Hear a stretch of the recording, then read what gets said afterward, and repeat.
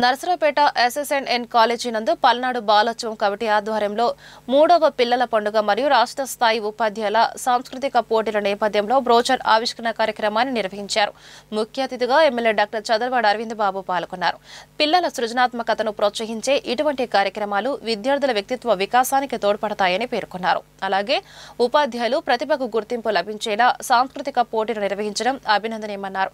ఈ కార్యక్రమానికి పలువురు ప్రముఖులు, విద్యార్థులు, ఉపాధ్యాయులు, తల్లిదండ్రులు పాల్గొన్నారు.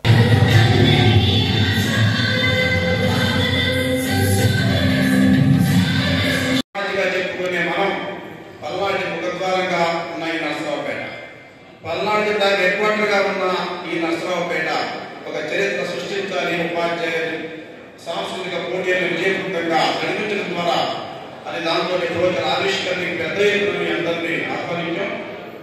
ఈ తెలుగుదేశం పార్టీ అనేది పుట్టింది కమ్యూనిస్ట్ పార్టీ నుంచి పుట్టిన పార్టీ, ఇది గుర్తుపెట్టుకోండి అందరూ కూడా. దాంట్లోకి వచ్చిన వాళ్ళందరూ కూడా తెలుగుదేశం పార్టీ వాళ్ళు ఇంత నిరాఘాటంగా ఉందంటే అక్కడున్న నాయకులు కానీ, కార్యకర్తలు కానీ కమ్యూనిస్ట్ పార్టీ ఆశయాల్ని, లెఫ్టిస్ట్ భావాల్ని ముందుకు తీసుకెళ్లే వ్యక్తులు దాంట్లో ఉన్నారు.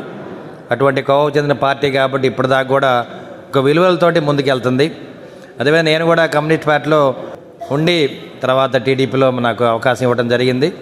అయినా కానీ నేను కమ్యూనిస్ట్ పార్టీ నుంచి సిపిఐ నుంచి ఒక ఎమ్మెల్యేగా అందరూ అనుకుంటూ ఉంటారు. అది నా అదృష్టంగా భావిస్తున్నాను. అదేవిధంగా చంద్రబాబు నాయుడు గారు కూడా నన్ను అర్థం చేసుకుంటారు. లెఫ్టిస్ట్ భావాలు ఉండి మన పార్టీలో ఉన్నారు. ప్రజలకి సేవ చేయడానికి రాత్రింబగళ్ళు ఒక సాధారణమైన ఎమ్మెల్యేగా ఎప్పుడు ప్రజల్లో ఉంటారు.